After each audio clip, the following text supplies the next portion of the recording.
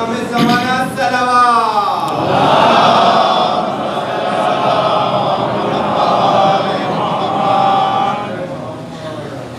رحم اللہ من قرع الفاتحہ قرع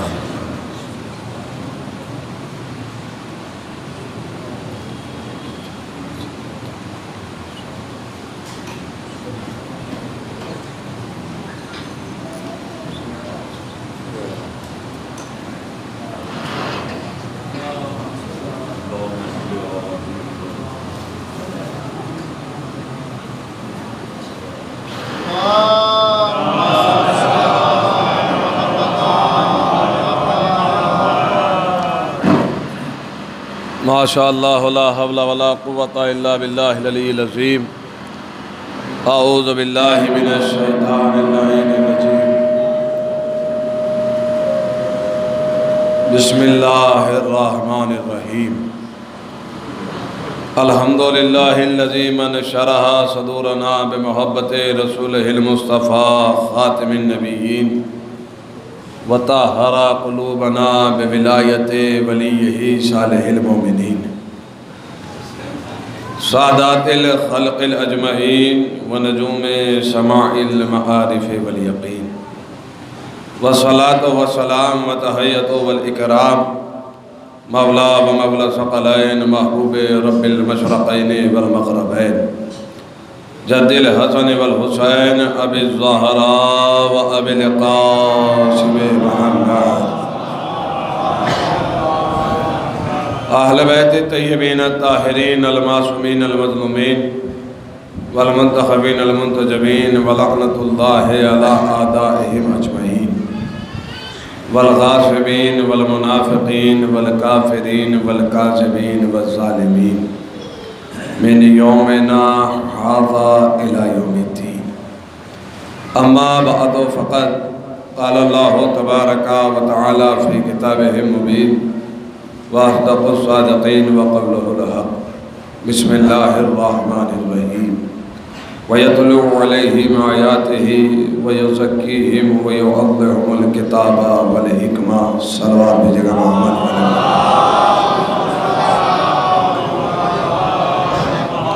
عزیزان محترم بزرگان ملت انتہائی واجب الاحترام قبلہ اور بزرگان قوم آپ کی اور ہماری اس مجالس عزا کی تیسری نشست ہے کہ جس میں ہم کوشش کر رہے ہیں کہ حق فضائل و آل محمد ادا کیا جا سکے اور کوشش یہ رہے گی کہ جوانوں کے اذہان تک چند لمحات میں تاریخ کے کچھ دقیق پہلو پیوست کیے جا سکے جو آنے والے وقت کے لیے عبرت کا سبب حاصل بن سکے۔ جس آیہ کریمہ کی تلاوت کا شرف ہوا ہے، کل بھی اس آیہ کریمہ پہ گفتگو ہوئی تھی اور ذکر ہوا تھا کہ خلاق کائنات اپنے حبیب کے صفات اور اپنے حبیب کی ذمہ داریوں کا اعلان کر رہا ہے کہ ہم نے جاہلوں کی طرف ایک رسول بھیجا ہے، وہ رسول کے جو آیات کی تلاوت کرتا ہے، وہ رسول جو نفسوں کو پاک کرتا ہے، جو روحوں کو پاک کرتا ہے، وہ رسول جو کتاب اور حکمت کی تعلیم دیتا ہے۔ اب یہ جو حکمت لفظ ہے یہ وہ حکمت نہیں ہے جسے حکیم والی حکمت کہا جاتا ہے عرف عامہ پہ، یہ حکمت ہے عقل مندی، توجہ، جو عقل کی اور ایسی عقل کہ جو موقع کے نزاکت کو سمجھ کر فیصلہ لیتی ہو، یعنی جب جنگ کا ماحول ہو تو تلواریں کھینچ لی جائیں اور جب صلح کا معلوم ہو تو صلح حدیبیہ قرار پا جائے، یعنی جو ماحول کے اعتبار سے نزاکت کو سمجھتی ہو ایسی عقل مندی۔ حضور ہر انسان عقل مند نہیں ہوتا ہے، دیکھیے چالاکی میں اور عقل مندی میں یہی فرق ہے۔ توجہ، دو معصوم سے جب پوچھا گیا کہ مولا یہ تو بڑا چالاک ہے اور آپ کہہ رہے ہیں کہ یہ عقل مند نہیں ہے، کہ نہیں، چالاکی میں جو چالاک ہوتے ہیں اور ان میں اور جو عقل مند ہوتے ہیں ان میں فرق یہی ہے کہ عقل مند ہمیشہ حق کا پرستار ہوتا ہے، شاید بات نہیں پہنچی ہے، اور چالاک جو ہوتا ہے وہ دنیا کو اپنے ہاتھوں میں رکھنا چاہتا ہے۔ اللہ بدلو عقل مند ہمیشہ حق کی طرف بھاگتا ہے اور چالاک ہمیشہ دنیا کی طرف بھاگتا ہے۔ تو جو حق کی جانب جاتا ہوا نظر آئے سمجھ لینا کہ یہ عاقل ہے، عقل مند ہے، اور جو دنیا کی طرف نظر آئے تو سمجھ لینا کہ یہ عقل مند نہیں ہے، یہ چالاک ہے۔ پوچھا وجہ کیا ہے؟ وجہ یہ ہے کہ جو دنیا کے مال و زر کے چکر میں آخرت میں گھاٹا کر لے وہ کہاں کا عقل مند ہوگا؟ تو حضور ایسی عقل مندی کہ جو موقع کی نزاکت کے اعتبار سے، تو ہم نے جاہلوں کی طرف ایک رسول بھیجا ہے۔ اب عموماً تو اہل اسلام میں اور اسلام کے ماننے والے تو ترجمہ الگ ہی کرتے ہیں۔ وہ یہ کہتے ہیں کہ وہ یہ نہیں کہتے کہ ہم نے جاہلوں کی طرف رسول بھیجا ہے۔ نعوذ باللہ، امی کا لفظ جو ہے وہ جاہل، اور پھر وہ تفسیر یہ بناتے ہیں کہ جب اعلان رسالت سے پہلے جناب جبرائیل کو نازل کیا گیا، سینہ رسول کو چاک کیا گیا، دل کو صاف کیا گیا، اور پھر اس میں نور بھرا گیا۔ اچھا، پھر اگر یہ تمام معاملات ہیں کہ پہلے جو ہے وہ سینہ چاک ہو رہا ہے اور پھر وہ دل کو صاف کیا جا رہا ہے اور اس میں نور ڈالا جا رہا ہے، تو اس میں رسول کی فضیلت کہاں رہی؟ پتہ نہیں آپ کا ذہن ہے کہ نہیں ہے بھائی، لیکن مجھے پڑھنے دیجئے، کوشش نہ کیجئے کہ میں بہت طاقت لگاؤں، وزن کو، جملے کے وزن کو اتنی ہی اہمیت دیجئے جتنی میں طاقت گویائی سے بول رہا ہوں، محسوس کیجئے۔ بھائی اس میں رسول کی فضیلت کہاں رہی؟ اگر جناب جبرائیل آ کے سینہ چاک کر رہے ہیں اور دل کو صاف کر رہے ہیں اور اس میں نور ڈال رہے ہیں، تو پھر اس میں رسول کی فضیلت کہاں رہی؟ اس لیے کہ محشر میں خدا پر سوال اٹھانے والے بہت سارے کھڑے ہو جائیں گے کہ پروردگار عالم، تو نے تو اپنے حبیب کے دل سے برائیوں کو صاف کر دیا تھا، اس لیے وہ اچھے ہو گئے، ہمارے دل سے بھی صاف کر دیتا۔ پتہ نہیں آپ کا ذہن ہے کہ نہیں ہے؟ تو وحدانیت پہ انگلی اٹھ جائے گی نا، تو اس میں رسول کی منزلت کہاں رہی؟ میں پھر کہہ رہا ہوں، تو ترجمہ تو عموماً الگ کیا جاتا ہے اور اس کی تفسیر، لیکن اس نے جاہلوں کی طرف رسول بھیجا، بھئی یہی بات ختم ہو جائے گی، جاہلوں کی طرف۔ میں نے کل بھی بیان کیا تھا کہ عالم اسلام میں جاہل اسے نہیں کہتے جو انگوٹھا چھاپ ہو۔ میں پھر کہہ رہا ہوں، پڑھے لکھے بھی کبھی کبھی جاہل ہوتا ہے، اور ایسے پڑھے لکھے کہ عرب کا ماحول ایسا ہے کہ جو دو ہی کام جانتے ہیں، یا لڑنا جانتے ہیں یا شاعری جانتے ہیں۔ اب یہ بھی ایک اچھی بات ہے کہ یہ بھی کلیئر ہو گیا کہ پڑھا لکھا بھی جاہل ہو سکتا ہے اور شاعر بھی جاہل ہو سکتا ہے۔ ایک صلوات بھیجے محمد والے محمد پر۔ تو مجھے میرے پاس وقت بہت کم ہے اور 40 منٹ باقی ہے میرے پاس، اور میں اس میں انشاءاللہ مجلس تمام کر دوں گا جتنا وقت مجھے ملا ہے، لیکن صرف 5 منٹ کی توجہات کا طالب ہوں۔ جاہلوں کی طرف بھیجا، ایسے جاہل کہ جو بیٹیوں کو زندہ دفن کر رہے ہیں، اور یہ رسول کون ہے؟ جو نفسوں کو پاک کرنے آیا ہے۔ یہ بہت اہم پیغام دے کے جا رہا ہوں، خاص کر جوانوں کے لیے۔ حضور یہ معاشرہ آسان نہیں تھا، یہ معاشرہ آسان نہیں تھا کہ جہاں اتنے بڑے جاہل افراد رہتے ہوں کہ جو اپنی ہی بیٹی کو دفن کر دیتے ہوں۔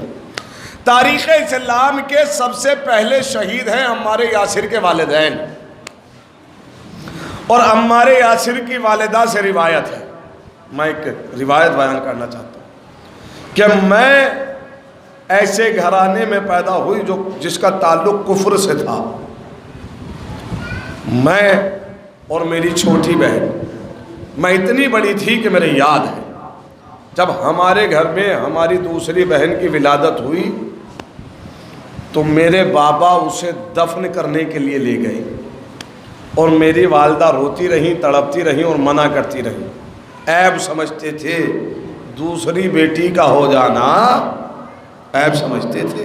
تو اسلام نے تو حضور پہلا کام یہ کیا ہے کہ بیٹیوں کو عزت دی ہے، ہر باپ کے لیے رحمت بنا دیا گیا۔ تو ایسے جاہلوں میں بھیجا گیا۔ میں بات ختم کروں گا صرف رسالت کے اوپر۔ ایسے جاہلوں میں بھیجا گیا رسول کو جو بیٹیوں کو زندہ دفن کر رہے ہیں، اور جب اعلان رسالت کیا تو میں نے جس کو ابھی دلیل بنایا ہے کہ ترجمہ تو یہ کیا جاتا ہے کہ حضور امی کا کہ جاہل تھے، علم بھرا گیا، نور ڈالا گیا، سینہ چاک کیا گیا، اور پھر سوال کرتے ہیں کہ اگر وہ پہلے سے رسول تھے تو 40 سال کے بعد اعلان رسالت کیوں کیا ہے؟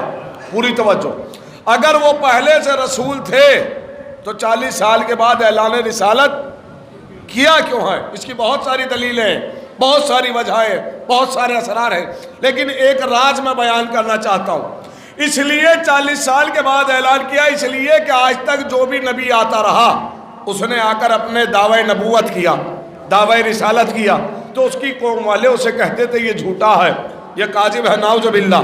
تو سب کے منظر دیکھے تھے اور سب کو جھٹلایا گیا کہ یہ جھوٹا ہے، یہ جھوٹا ہے، یہ جھوٹا ہے۔ 40 سال کے بعد اسی لیے اعلان کیا کہ محمد نے 40 سال عرب کے سامنے اپنا کردار ایسے پیش کیا کہ مکے کا سب سے بڑا جھوٹا بھی یہ کہتا تھا کہ اگر کوئی مکے میں سچا ہے تو عبداللہ کا لال۔ پتہ نہیں یہاں میرے ساتھ ہے کہ نہیں ہے حضور؟ پہلے 40 سال اپنا کردار ایسے پیش کیا کہ مکے کے ہر ایک انسان سے یہ گواہی لے لی کہ اگر کوئی مکے میں سچا ہے تو وہ ہے عبداللہ کا لال۔ تو پہلے اپنے صداقت کی گواہی لی تاکہ میرے اعلان کے بعد یہ نہ کہہ سکیں کہ یہ جھوٹا ہے۔ توجہ کیجئے گا حضور، میں جس منزل تک لا رہا ہوں یہی وجہ ہے کہ مکے والوں نے رسالت پہ جھوٹے ہونے کا الزام نہیں لگایا ہے، جادوگر ہونے کا الزام ضرور لگایا ہے۔ توجہ کیجئے گا، اس لیے کہ صداقت کی گواہی لے چکے ہیں، جاہلوں کے درمیان بھیجا ہے۔ اور جب رسول اعلان رسالت کر رہے ہیں تو اعلان رسالت سے پہلے چند صحابہ ایسے ہیں جو اعلان رسالت سے پہلے مسلمان ہوئے ہیں، کچھ ایسے ہیں جو اعلان رسالت کے بعد مسلمان ہوئے ہیں۔ توجہ، جو اعلان رسالت سے پہلے مسلمان ہوئے ہیں ان صحابیوں میں ایک صحابی ہیں جناب عمار یاسر۔ یہ تاریخ جوانوں کے ذہن میں ہونی چاہیے۔ حضور اعلان رسالت کے بعد مسلمان ہونا اور ہے، اور اعلان رسالت سے پہلے مسلمان ہونا اور ہے۔ یہ وہ صحابی ہیں جو اعلان رسالت سے پہلے مسلمان ہوئے ہیں جنہیں عمار یاسر کہا جاتا ہے۔ لیجئے حضور جاہلوں میں، اور جب رسول اعلان رسالت کر چکے اور مکے کے 40 قبیلے 40 خاندان نے یہ طے کیا کہ ہمارے خداؤں کو برا کہا جا رہا ہے، ہمارے دین کو جھوٹا کہا جا رہا ہے، کیا ہم میں کوئی اتنا پڑھا لکھا نہیں ہے جو ان سے مناظرہ کر سکے؟ اور ان کی ٹینشن یہ ہے کہ ان کے دین کو روکا کیسے جائے، انہیں ختم کیسے کیا جائے۔ ادھر مکے میں رشتہ دار مدینے میں رہتے ہیں جو کافر ہیں، اور مدینے کے کافر جو ہے وہ یہودیوں کو بڑا پریشان کرتے ہیں، یہودیوں کو بڑا ستاتے ہیں۔ یہ جو بت پرست تھے مکے اور مدینے میں، جو مدینے میں یہودی رہتے تھے ان پہ بڑا ظلم و ستم کرتے تھے، اور یہودی جواب میں یہ کہتے تھے کہ ہم نے اپنی کتابوں میں پڑھا ہے کہ اسی زمین پر ایک احمد نامی نبی آئے گا۔ پتہ نہیں ذہن موجود ہیں کہ نہیں ہے؟ ہم نے اپنی کتابوں میں پڑھا ہے کہ اسی زمین پر ایک احمد نام کا نبی آئے گا جو تمہارے خداؤں کو گرائے گا اور تمہارے دین کو جھٹلائے گا، اور اس کے دین کا بول بالا ہوگا۔ حضور ابھی سرکار مدینے میں پہنچے نہیں ہیں، پر سرکار کے مدینہ پہنچنے سے پہلے سرکار کی رسالت کا اعلان ہو چکا ہے۔ شاید بات پہنچ جائے، میرے ساتھ ہو جائے آپ۔ اور ہوا ہے کس کے ذریعے؟ یہودیوں کی زبان سے۔ کس کی زبان سے؟ یہودیوں کی زبان سے۔ اور اگر مدینے میں سب سے پہلے کسی نے محمد کو جھٹلایا ہے تو وہ بھی یہودی تھے۔ کل تک اقرار کرتے تھے، آج جھٹلا رہے۔ یہی وجہ ہے کہ اسلام کے دشمن قرار پائے۔ یہی وجہ ہے کہ قرآن نے کہہ دیا کہ اگر اسلام کا کوئی سب سے بڑا دشمن ہے تو وہ یہودی ہے۔ اس کا مطلب یہ حضور اقرار لینے کے بعد مٹ جانے والے اور ہیں، اور اقرار لینے کے بعد مٹانے والے اور ہیں۔ شاید میں بات پہنچا سکوں۔ تو حضور یہ جو مدینے کے رشتہ دار ہیں، یہ جو مدینے کے رشتہ دار ہیں، انہوں نے مکے کے رشتہ داروں کو خط لکھا کہ حضور کیا بات ہے، بہت دنوں سے خیر خیریت نہیں آئی، نہ مدینے کی طرف آنا ہوا ہے، نہ مدینے کی طرف، نہ مکے سے کوئی خیر و خیریت۔ تو ادھر سے جواب آیا کہ سرکار معاملہ کچھ ایسا ہے کہ ہمارے یہاں ایک انسان ہے جو اپنے نبی ہونے کا اور رسول ہونے کا دعویٰ کر رہا ہے، نیا دین لے کے آیا، بڑے پریشان ہیں، اپنے دین کو بچانے کی کوشش میں لگے ہوئے ہیں۔ اگر آپ کے پاس کچھ پڑھے لکھے افراد ہوں تو بھیج دیجیے تاکہ ہم مناظرہ کر سکیں، تاکہ ہم گفتگو کر سکیں اور انہیں جھوٹا ثابت کر سکیں۔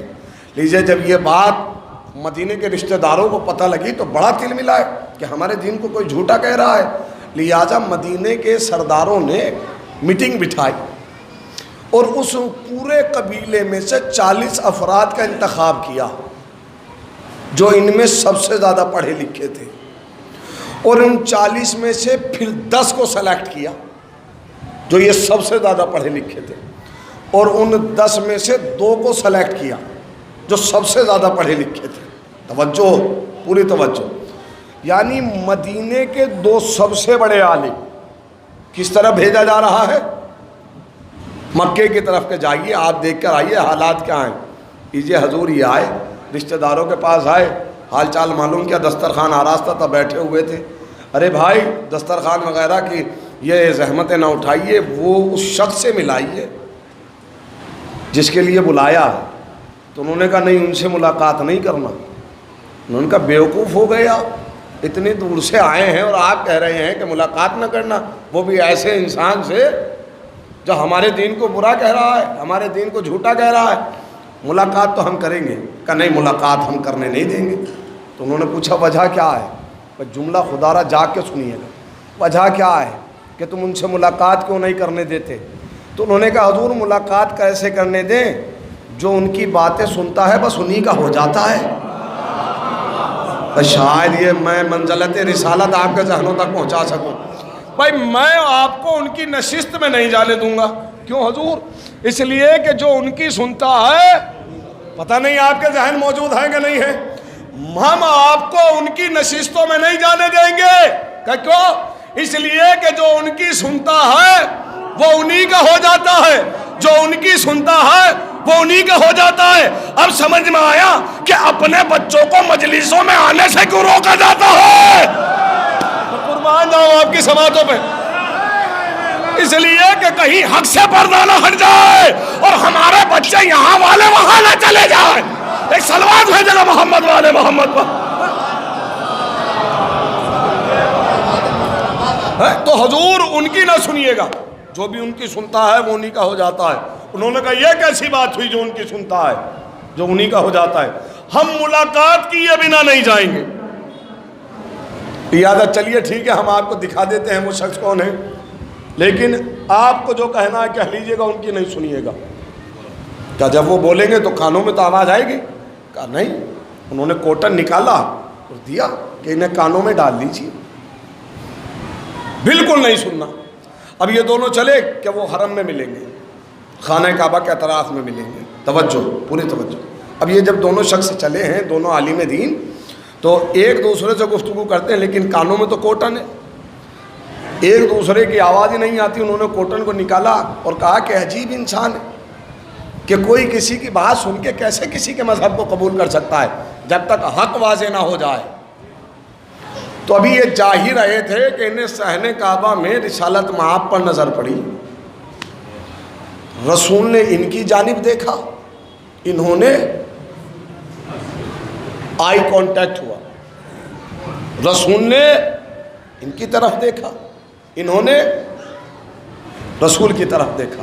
جب انہوں نے دیکھا کہ یہ کون کھڑا ہے تو ان میں سے ایک عالم نے کہا یہ کون شخص کھڑا ہے؟ ایسا محسوس ہوتا ہے جیسے اس نے میری روح میں جھانک لیا ہو۔ قربان ہو بھائی، رسالت کی منزلت محسوس یہ ہو رہا ہے جیسے اس نے میری روح میں جھانک لیا ہو۔ قریب گئے، پوچھا آپ کون؟ کا میں عبداللہ کا فرزند، عبداللہ کا لال، عبداللہ کا بیٹا۔ کہا اچھا آپ وہ ہیں جو دین لے کے آئے ہیں؟ آپ کا دین کیا کہتا ہے؟ لیجئے حضور، بات تمام ہوئی۔ پہلا مسئلہ رسالت مآب نے یہی رکھا ہے، یہ نہیں کہا میرا دین یہ کہتا ہے کہ نماز پڑھو، یہ نہیں کہا کہ میرا دین یہ کہتا ہے کہ روزے رکھو۔ کیا کہا؟ میرا دین یہ کہتا ہے کہ بیٹیاں باپ کے لیے رحمت ہیں۔ ارے قربان جاؤں میں آپ کی سماعتوں پہ حضور بھائی۔ نبی چاہتے تو کہتے نا کہ میرا دین یہ کہتا ہے کہ یہ کرو یہ کرو یہ کرو۔ اس وقت جان کا بچانا لازمی تھا، شاید یہ مرحلہ پہنچ جائے۔ میرا دین یہ کہتا ہے کہ بیٹیاں باپ کے لیے رحمت ہے. انہوں نے کہا اب ہمیں کچھ پوچھنا ہی نہیں ہے, ہم چاہتے یہ ہیں کہ آپ ہمیں کلمہ پڑھائیے. ارے مدینے کے تو سب سے بڑے عالم آئے ہیں اور ایک ہی مسئلے پہ کہہ رہے ہیں, یعنی رسول جانتے ہیں کہ یہ کیا جاننا چاہتے ہیں.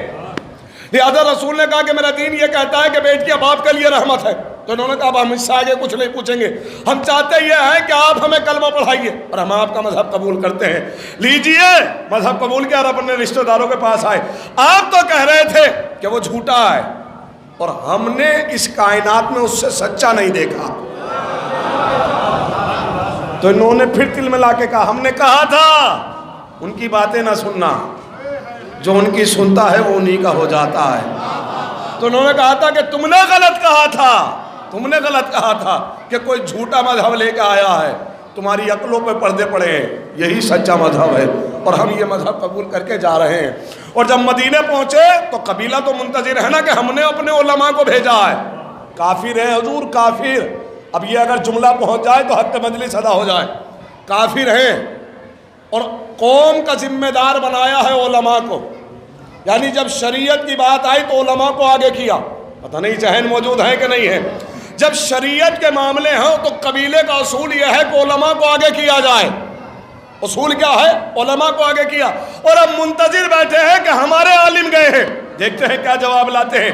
اب جب یہ علماء آئے تو لوگوں نے یہ نہیں پوچھا کہ حضور آپ نے انہیں ہرایا یا نہیں ہرایا, بے ساختہ یہ پوچھا کہ انہیں مذہب میں کیسا پایا. ارے بڑا فرق ہے حضور, بڑا فرق ہے. ان عالم و دین نے بے ساختہ کہا کہ ہم نے اس کے مذہب کو حق پہ پایا اور ہم مذہب قبول کر کے آئے ہیں, لہٰذا وہ پورا قبیلہ مسلمان ہو گیا. ابھی تک رسول مدینے میں گئے نہیں ہیں, مدینے جانے سے پہلے پورا قبیلہ مسلمان ہو گیا. اور اب اس قبیلے نے مکے میں رسول کو خط بھیجے, یا نبی اللہ یہاں آ جائیں.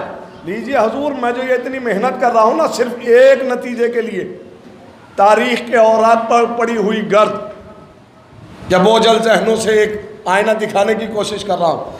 انہوں نے خط لکھے کہ حضور آپ کی مدینے میں ضرورت ہے, آپ مدینے تشریف لے آئیں, آپ مدینے تشریف لے آئیں, آپ مدینے تشریف لے آئیں.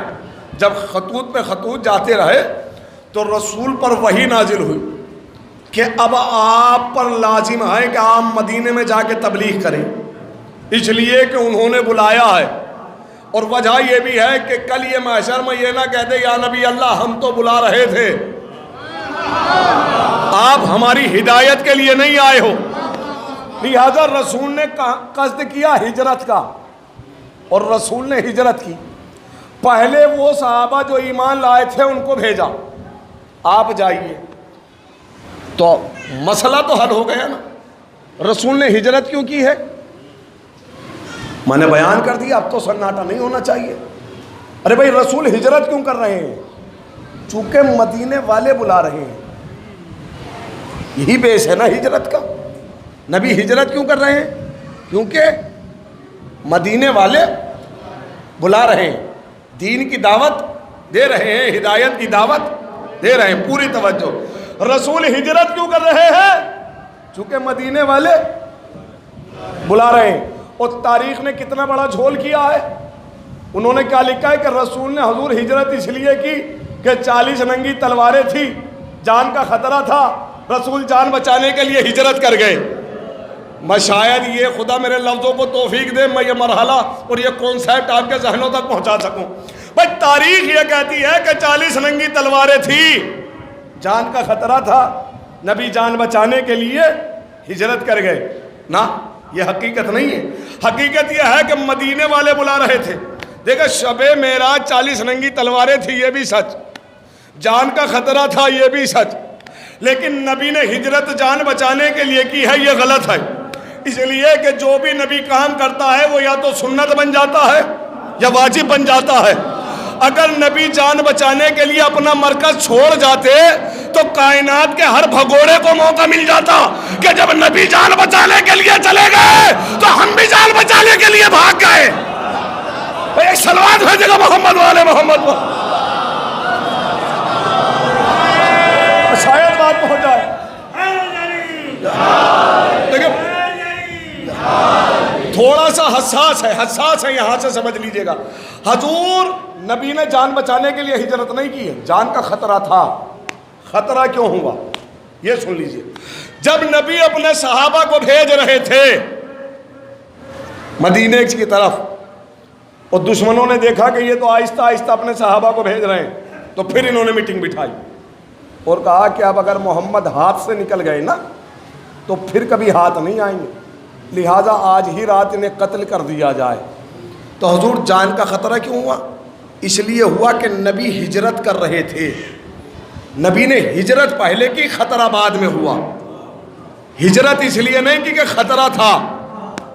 بھائی نبی ہجرت کر رہے تھے تو خطرہ ہوا کہ اگر آج نکل گئے تو پھر کبھی ہاتھ نہیں آئیں گے. لیجیے 40 قبیلے کے لوگوں کو بلایا گیا, ہر قبیلے میں سے ایک کو سلیکٹ کیا گیا.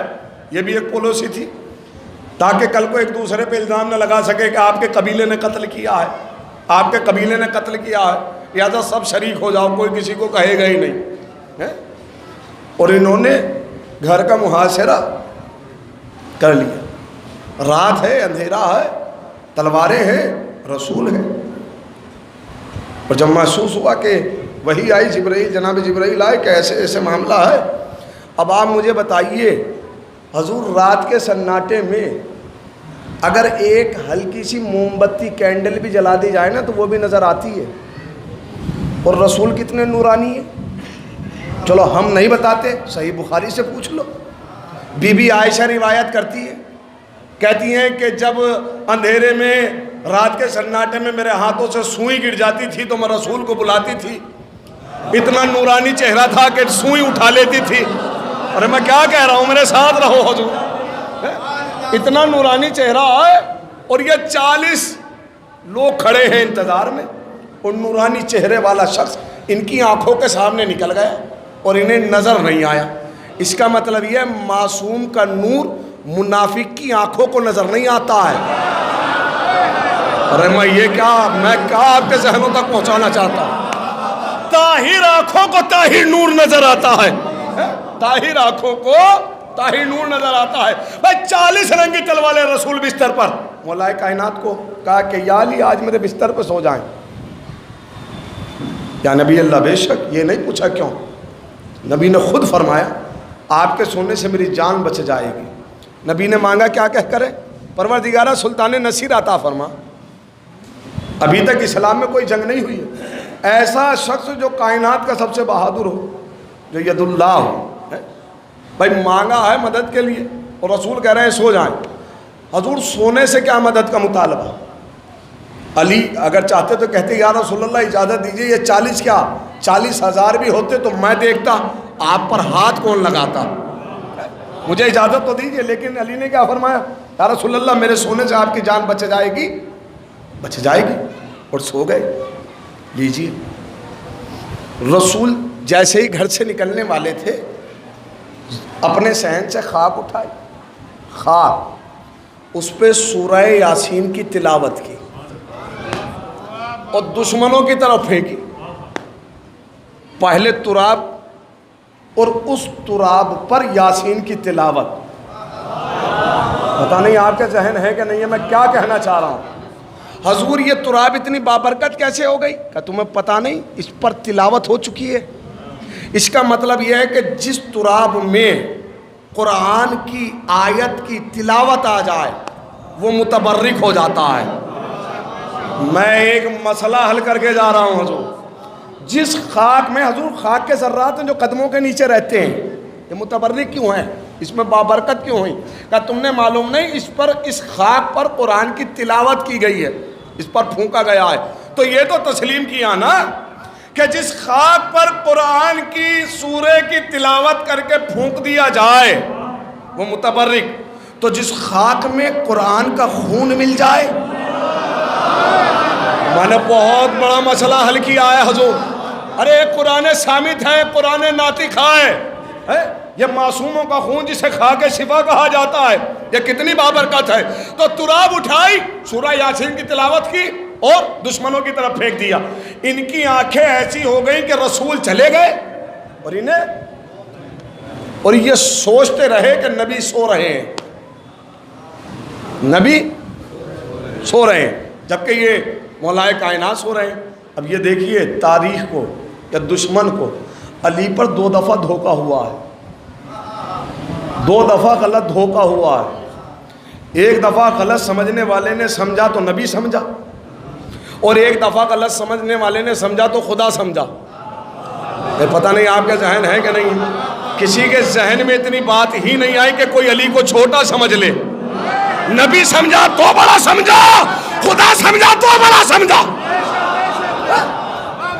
تو بھائی یہ تو دھوکہ ہے.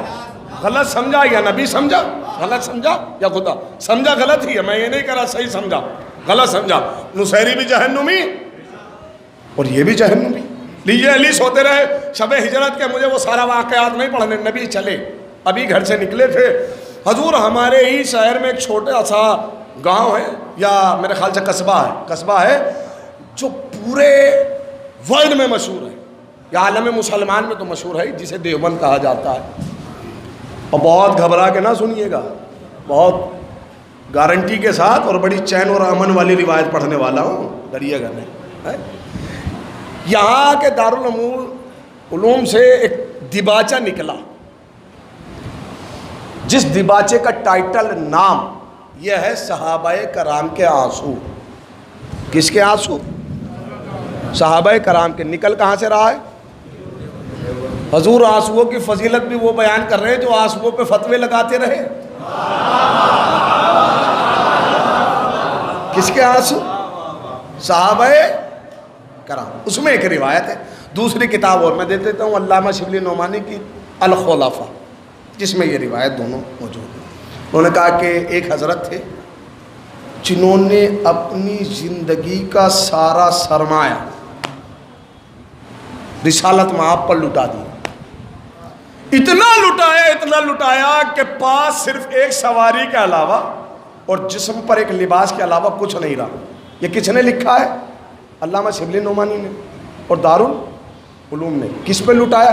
ہم نے مان لیا، ہم منع نہیں کر رہے نہیں لٹایا، ایکسیپٹڈ، قبول ہے، لیکن تمہیں قسم ہے اپنے عقیدوں سے نہیں مکرنا. کس نے لٹایا؟ فلاں صاحب نے. کس پہ لٹایا؟ رسول پہ لٹایا. تو تم نے یہ تو مانا نا کہ ان پہ لٹانا جائز ہے. ارے قربان جاؤ، میں بھائی بڑا مسئلہ حل کر کے جا رہا ہوں. پر تم نے یہ تو مانا نا کہ ان پہ لٹانا جائز ہے، اور جب ہم لٹا رہے ہیں تو فتوے محسوس کی جگہ. انہوں نے ایک روایت لکھی، اتنا لٹایا کہ پاس میں ایک سواری کے علاوہ اور ایک بدن پہ جسم پر لباس کے علاوہ. حضور جب نبی چلے ہیں ہجرت میں تو وہ صاحب کے جنہوں نے زندگی کا سب کچھ لٹایا ہے ان سے ملاقات ہوئی. ایک ناکا ہے، وہ پوچھا کہ حضور بیچیں گے؟ کہا جی. کتنے کا؟ کہا حضور 700 درہم کا. کتنے کا؟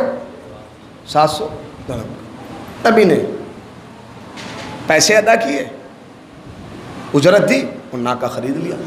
آپ سے میرا سوال ہے حضور، آپ کے وقت کے امام آ جائیں اور آ کر کہیں کہ حضور آپ کی سواری بڑی اچھی ہے، بیچو گے؟ نہیں، شاید میں کیفیت نہیں پہنچا پا رہا ہوں. تو آپ کیا کہیں گے؟ مولا کیسی باتیں کر رہے ہیں، یہ آپ کی ہے، ہم آپ کے غلام ہیں، ہماری جانوں پہ آپ کا حق ہے، یہ تو سواری ہے. لیکن یہ کیسے لٹانے والے ہیں جو یہ کہہ رہے ہیں کہ ہاں حضور بیچیں گے 700 درہم کا. لیجئے، رسول نے اجرت ادا کی اور خرید لیا، اور ہم بھی چلیں گے ساتھ. لیجئے. ابھی 2 قدم بڑھے تھے، رسول مسکرائے اور مسکرا کے پوچھا، ایمان سے بتانا کتنے کا خریدا تھا؟ اس نے کہا یا نبی اللہ آپ سے پروفٹ تھوڑا ہی نہ لیں گے. تو رسول نے مسکرا کر کہا تو بتائے گا یا ناکے سے گواہی دلواؤں؟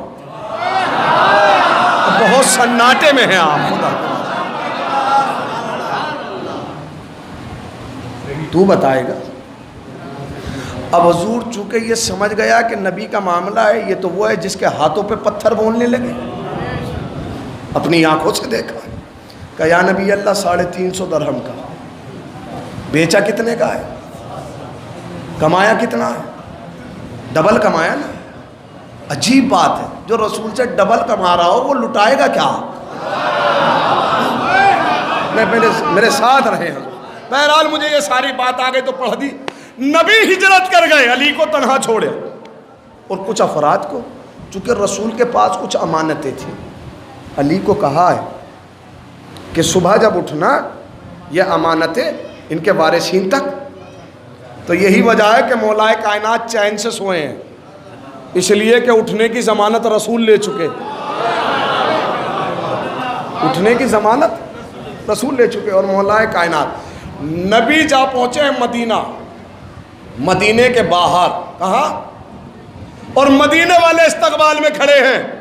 یا نبی اللہ تشریف لے آئیں، یا نبی اللہ تشریف لے آئیں. ابن عباس کہتے ہیں کہ 3 دن ہم نے مدینے کے باہر قیام کیا، اور نبی ہیں کہ جب مدینے میں داخل ہونے کے لیے آمادہ نہیں. اور جب مدینے والوں سے صبر نہ ہوا تو پوچھا یا نبی اللہ وجہ کیا ہے کہ آپ مدینے میں داخل کیوں نہیں ہوتے؟ تو نبی نے مسکرا کر کہا جب تک میرا بھائی علی نہ آ جائے. شاید یہ بات پہنچ جائے، جب تک میرا بھائی علی نہ آ جائے تب تک داخلہ، یعنی ہجرت جب تک مکمل نہ ہوئی جب تک علی نہ پہنچ گئے. ہجرت مکمل ہو رہی ہے علی کے پہنچنے پہ، یعنی لفظ بدلو، نبی کا داخلہ وہاں ہے کہ جہاں علی داخلہ کریں گے، یا جہاں علی چاہتے ہیں کہ داخل ہو جائیں وہاں نبی کا داخلہ. تو الغرض نبی نے اپنی جان بچانے کے لیے ہجرت نہیں کی ہے، اسلام کو پہنچانے کے لیے ہجرت کی ہے. اس لیے کہ وہ معصوم ہو ہی نہیں سکتا جو اپنی جان بچانے کے لیے مرکز چھوڑ کے چلا جائے، وہ نبی ہو ہی نہیں سکتا. وہ خاندان بنی ہاشم کا یہ رویہ، یہ اصول ہے ہی نہیں. حضور انہوں نے اپنی جانیں قربان کر دی ہیں کہ تاکہ اسلام بچ جائے. تو حضور 2 سفر ہوئے ہیں، ایک اسی مدینے کے لیے ہوا ہے وہ بھی اسلام پھیلانے کے لیے، اور پھر ایک سفر اسی مدینے سے ہوا ہے وہ اسلام بچانے کے لیے. تاریخ کے 2 سفر، ایک اسلام پھیلانے کے لیے کیا گیا اور ایک اسلام بچانے کے لیے کیا گیا. وہ جو اسلام بچانے کے لیے کیا گیا تھا وہ ایسا سفر تھا جو آج تک جاری ہے. وہ ایسا سفر ہے جو آج تک جاری ہے. حسین نے مدینے کو ترک کیا اور مکہ پہنچے، اور مکہ سے راہ کوفہ پر، اور راہ کوفہ سے 2 محرم الحرام کو امام حسین والد کربلا ہوئے. والد کربلا. اور جب اپنے صحابہ سے پوچھا کہ یہ کون سی جگہ ہے تو کسی نے فرمایا مولا یہ ماریا ہے.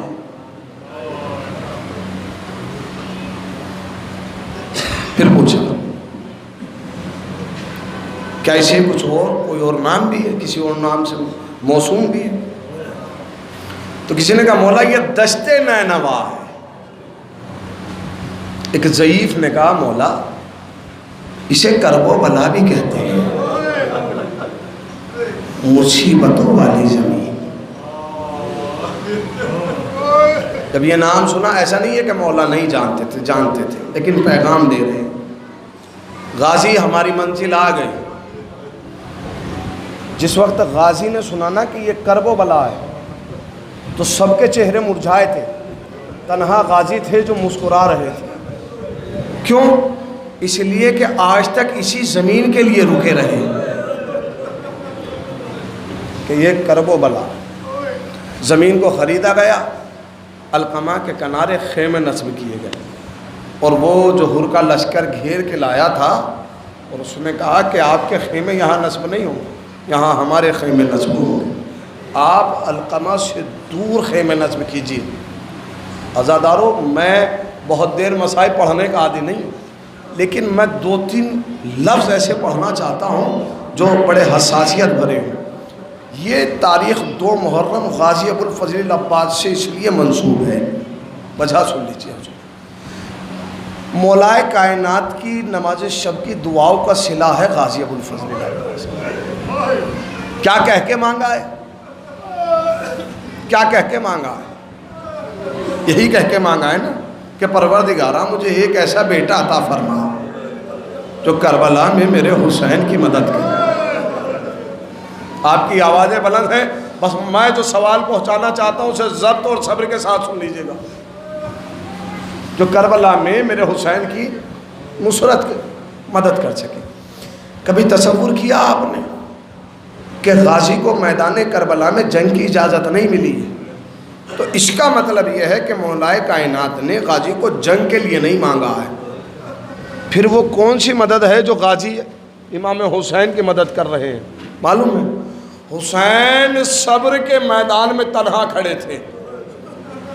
تنہا کوئی ہو جو حسین کا صبر کے میدان میں ساتھ دے، بس اس کیفیت اور اس نوعیت کو محسوس کر لیجئے گا۔ جس وقت لعینوں نے کہا ہے نا کہ اپنے خیمے یہاں سے ہٹا لیے جائیں، تو غازی نے زمین کربلا پہ خط کھینچ دیا اور کہا کہ کسی کی مجال تو یہ خط عبور کر جائے، یہ خط کوئی پار کر جائے، کسی کی مجال زمین کربلا پر۔ مجھے نہیں معلوم کہ یہ کیفیت کیا ہوگی۔ حضور جو بہادر ہوتا ہے نا، جو غازی ہوتا ہے وہ کسی کی غلط بات برداشت نہیں کرتا ہے۔ جو طاقت میں ہو، جو پاور میں ہو، جس کے اختیار میں بات ہو۔ غازی چونکہ آج تک کربلا کا نام سنتے آئے تھے، جب بابا کے سر پہ ضربت لگی تو غازی کو جلال آیا۔ امام نے فرمایا بھائی ابھی کربلا نہیں آئی۔ جب امام حسن کو زہر دیا گیا اور کلیجے کے ٹکڑے دیکھے تو غازی کو جلال آیا، تو کہا بھائی ابھی کربلا نہیں آئی۔ جب امام حسن کے جنازے پہ تیروں کی بارش کی گئی اور غازی نے آواز کی شہزادی میری تلوار مجھے دے دو، تو امام نے فرمایا عباس ابھی کربلا نہیں آئی۔ ارباب مقاتل لکھتا ہے کہ جب حسین کو مدینہ چھوڑنے پہ مجبور کیا گیا تو عباس کو جلال آیا، فرمایا بھیا ابھی کربلا نہیں آئی۔ راہ کوفہ پہ جب مسلم کا آخری سلام آیا تو امام نے فرمایا بھائی ابھی کربلا نہیں آئی۔ لیجئے حضور 2 محرم کو کربلا آ گئی اور غازی نے زمین کربلا پہ خط کھینچ دیا۔ ناگاہ جناب فضہ قریب آئی اور آنے کے بعد فرمایا عباس آپ کو فاطمہ کی بیٹی جناب زینب نے بلایا ہے۔ اللہ اکبر۔ خدا کسی کو یہ منظر نہ دکھائے، میں جو لفظ کہنا چاہتا ہوں بس احساس کر لیجئے گا۔ آپ کو شہزادی نے بلایا ہے۔ علماء بزرگین نے لکھا ہے کہ جب بھی جناب زینب غازی کو بلاتی تھی تو غازی جب بھی جناب زینب کے حضور پیش ہوتے تھے تو غازی زانوں کے بل بیٹھ جاتے تھے، سر کو جھکا لیتے تھے اور کہتے تھے شہزادی مجھے کیوں یاد کیا ہے۔ ارباب مقاتل کہتے کہ جب غازی خیمے میں داخل ہوئے اور جناب زینب کے سامنے زانوں کے بل بیٹھے اور سر کو جھکایا تو جناب زینب نے کہا بھیا ذرا اپنا سر اٹھاؤ۔ ارباب مقاتل کہتے کہ غازی نے فرمایا بہن شہزادی اماں نے وصیت کی تھی کہ کبھی بھی اپنی آقا زادیوں کے سامنے سر نہ اٹھانا۔ اللہ اکبر۔ خدا پیغام نے سوائے مظلوم کربلا کے شہزادی مجھے حکم دیجئے، اجازت دیجئے، مجھے حکم دیجئے، مجھے کیوں یاد کیا ہے؟ مجھے نہیں معلوم کہ یہ کیفیت کیا ہوگی۔ شہزادی زینب فرماتی ہیں عباس بھائی حسین چاہتے ہیں کہ خیمے ہٹا لیے جائیں۔ مجھے نہیں معلوم کہ یہ منظر کیا ہے۔ بھائی عباس آقا حسین چاہتے ہیں کہ خیمے ہٹا لیے جائیں۔ اتنا سننا تھا، غازی اپنی جگہ سے اٹھے، باہر آئے، اپنے ہاتھوں سے نشان خط مٹھایا اور جب ظالم ہنسنے لگے تو غازی نے ایک جملہ کہا اگر آقا زادی نہ کہتی تو یہاں خون کا دریا بہتا۔ مجھے نہیں معلوم کہ کیفیت کیا ہوگی۔ غازی نے اپنے ہاتھوں سے خیمے کی تنابوں کو اکھاڑا اور خیموں کو اٹھایا۔ میں ایک لفظ اور پڑھنا چاہتا ہوں۔ بعض علماء نے یہ لکھا ہے کہ غازی نے کو جب جناب زینب نے بلایا تو یہ فرمایا، فضہ نے جا کر کہا کہ غازی زینب نے پیغام بھیجا ہے کہ یا تو خیموں میں آ جائیں ورنہ زینب خیمے سے باہر آ جائے گی۔ میں کہوں گا غازی ارے زینب کے پردے کا اتنا خیال اسی زمین پر حسین کی شہادت کے بعد جب سیدانیوں کی ردائیں چھینی جائے گی، آپ کا لاشا نہر الکما پر بے غور و بے کفن۔ انا للہ و وَإِنَّا إِلَيْهِ رَاجِعُونَ رضم بقضائه وتسلیما لامرہ۔ پروردگارا ہمارے اس مختصر سے پرسے کو قبول فرما، ہماری مختصر سی عبادت کو قبول فرما۔ پروردگارا جہاں جہاں بھی شیعان حیدر کرار اور جہاں جہاں بھی عزاداران مظلوم کربلا ہیں، ان کی جان مال عزت آبرو کی حفاظت فرما۔ پروردگارا ہمارے امام کے ظہور میں تاجیل فرما، ہمیں ان کے آبان و انصار میں شمار فرما۔ ربنا تقبل منا انک انت السمیع